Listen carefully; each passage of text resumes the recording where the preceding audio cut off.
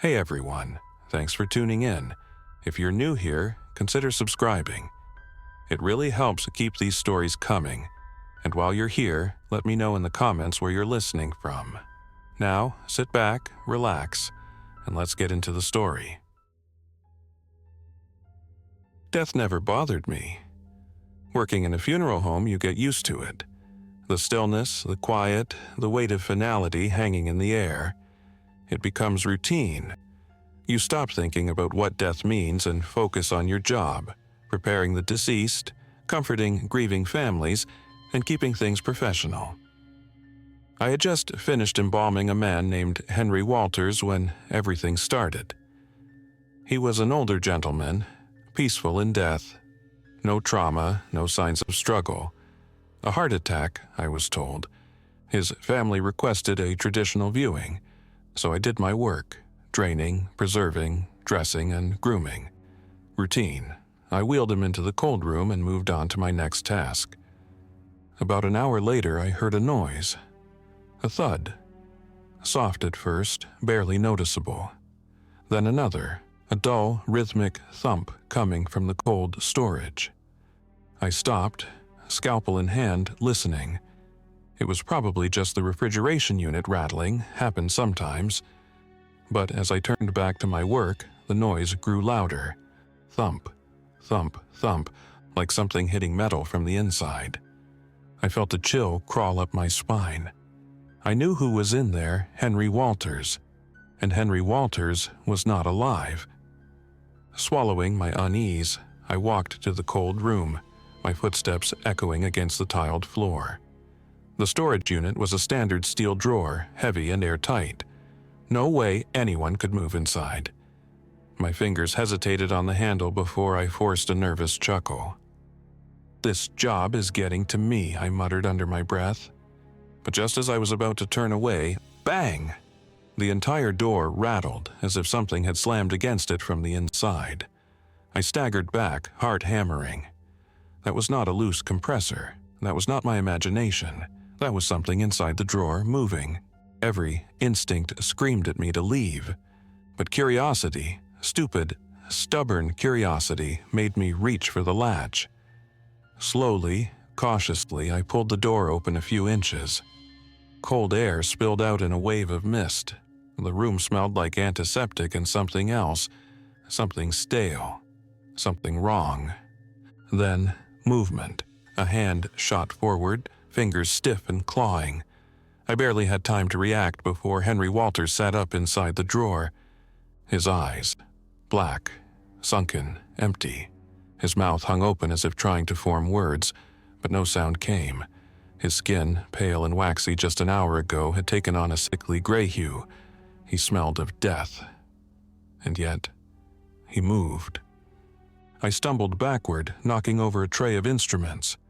Metal clattered to the floor as Henry let out a guttural, wet-sounding groan. His head snapped toward me, mouth twitching. And then, he lunged. I barely dodged in time. His body tumbled out of the storage drawer, hitting the ground with a sickening crunch. But instead of staying down, he started crawling. Hands clawing at the floor, limbs stiff and unnatural, his breath a ragged wheeze. My brain refused to accept what I was seeing. This was impossible. This was wrong. I grabbed the nearest thing, a metal embalming stand, and shoved it between us. He snarled, teeth snapping just inches from my arm. His fingers scraped against the cold tile, leaving behind smears of something dark. Then another sound. From behind me, the other drawers, a shuffle, a creak, a click. And then, one by one, the locks on the other storage compartments began to slide open. I didn't wait to see what came next. I ran. Here's the second part of your creepypasta story. I bolted from the cold room, slamming the heavy door shut behind me. My hands fumbled for the key, twisting the lock just as something inside slammed against it. The metal door shuddered. Another impact, then another. I staggered back, my breath coming in short, ragged gasps. My mind was racing, trying to make sense of what I had just seen. Henry Walters was dead. He was supposed to be dead, but he had moved. He had lunged at me, and he wasn't alone. The cold room wasn't built to hold them forever. Those drawers, those bodies, they would get out. I had to leave. I turned and sprinted down the hallway, my shoes squeaking against the polished floor. The building was empty, no clients, no coworkers, just me and whatever was waking up inside that room. I needed to get to my office, my phone, my keys. As I ran past the main viewing hall, I nearly tripped. The casket, the one set up for tomorrow's service, it was open. I had closed it earlier, I was sure of it. But now the lid was tilted back, the velvet interior exposed. My stomach twisted.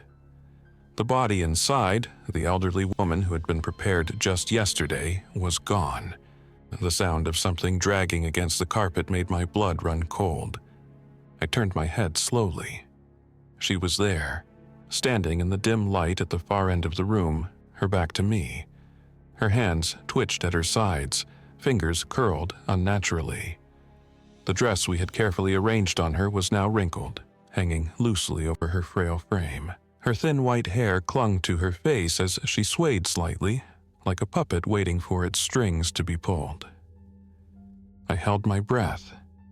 Then she moved. Her head jerked to the side, and for the first time, I saw her face. Her jaw hung slack, her lips peeled back as if struggling to form words. But what came out wasn't a word, it was a sound. A low, rattling exhale, like air escaping from deflated lungs. Her foot dragged forward, then another step. I took a step back. The floor creaked beneath me, and that's when she snapped her head toward me. Her eyes, glassy, lifeless, yet locked on me. I turned and ran. My office was down the hall, if I could just make it. A crash echoed from the cold room. The door I had locked, it was giving way. I shoved my way into my office and slammed the door, pressing my body against it as my shaking hands scrambled for the lock. Click. Silence. I pressed my ear against the wood. My heart was pounding so hard I could hear it in my skull. Then footsteps, slow, unsteady, coming down the hall. Not just one set, several. I grabbed my phone off the desk and dialed 911 with trembling fingers. The line rang twice, then cut off. I tried again, same thing, no signal. The footsteps were getting closer. I needed to get out. My keys, I had left them in the prep room. Past the viewing hall, past them. I cracked the office door open just enough to peek outside. They were there. 3 of them now. The woman from the casket, Henry Walters, and another man, one I had embalmed 2 days ago.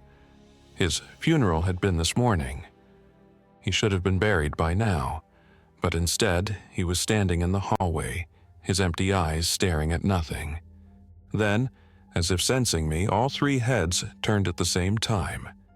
I shut the door, my breathing shallow. I was trapped. The window.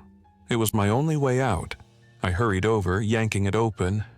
A tight squeeze, but I could make it. Then, bang! They had reached the office door. I threw one leg over the window ledge, pulling myself up just as the wood splintered behind me. Cold night air hit my face as I tumbled onto the grass below.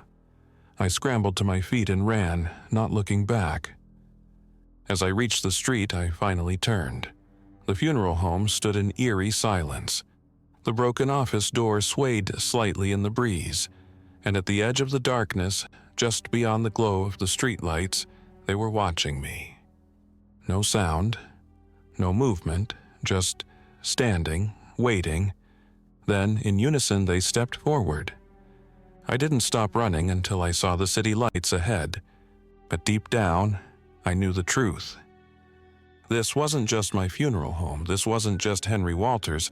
Something had happened, something big, and whatever it wasn't over. Thanks for listening. If you enjoyed this story, don't forget to like and subscribe. Your support keeps these creepypastas coming. Until next time, stay alert, stay safe, and never ignore the feeling that something is watching.